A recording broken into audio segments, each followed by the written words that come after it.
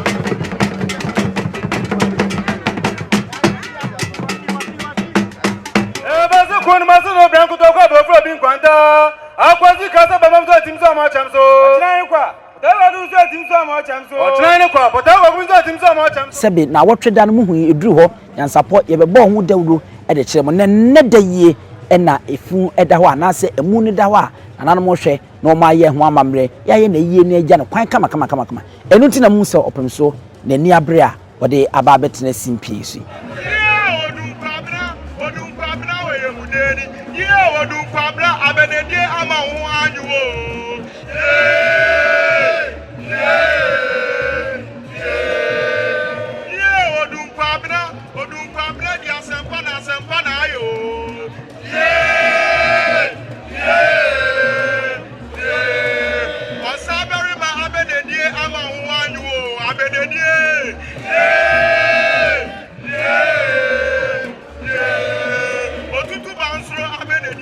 Osei awudie Ebenezer ye odun kwabra Ebenezer ama humanyu ye yanu me ye rasa ya die srono yanu me ye rasa ya die srono Osei die srono enyaye onya kodi apotrefo enyaye eduwaje Yankuyo yasisho asrambo Yankuyo yasisho asrambo Onyakupo boso ba asrambo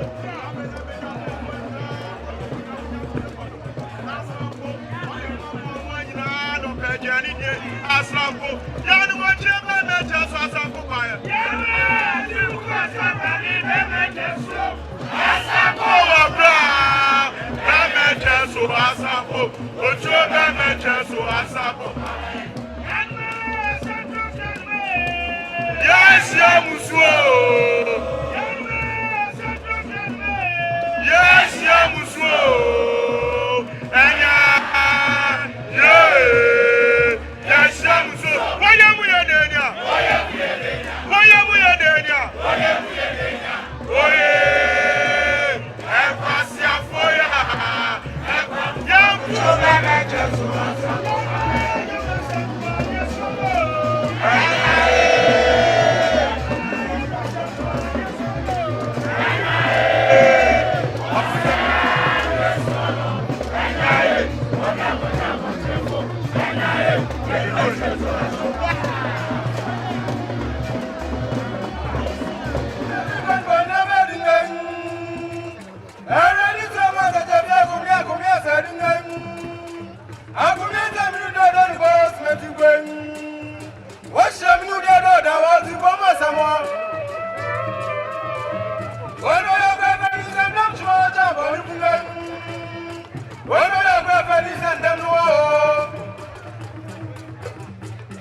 Alfo sa me mo hwa afei na ebraso a empanyimfo a won mo de omani echire mu ha sei no no adehye abusua no abrempon kunyi ne nintini ade omo ha wo mu nyina bo ananye na omo akọ no ankọchia yewura na wo mama na kwa aba na wo mama ne hyeden sentense enafom ono an kasa no wo faase nimpon na edawo ntie no en mo hu sese ekoso a nananmo chia no na won mo ema no akọ aba ewo hodom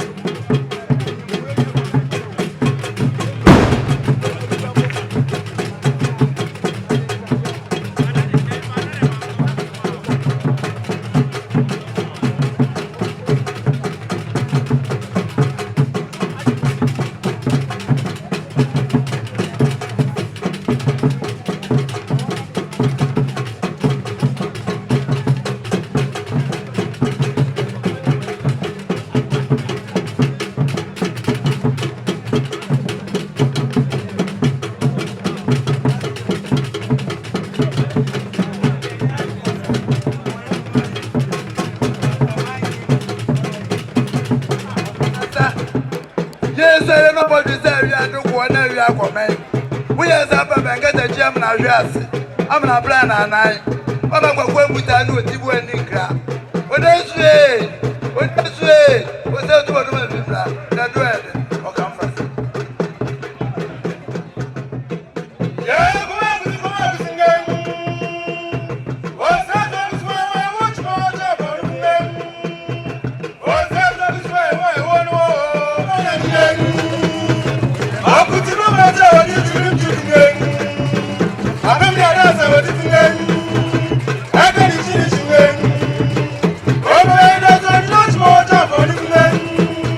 Oh, my, that's on the cinema.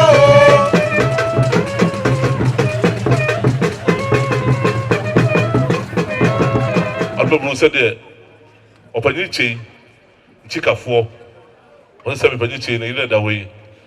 So I got to say, I'm on the one, so we be and so said them, I'm not supposed to try. Said the brother, no brew, and when I saw the show, I'm going to say, oh, qua, I was to be her qua, I'm on the council.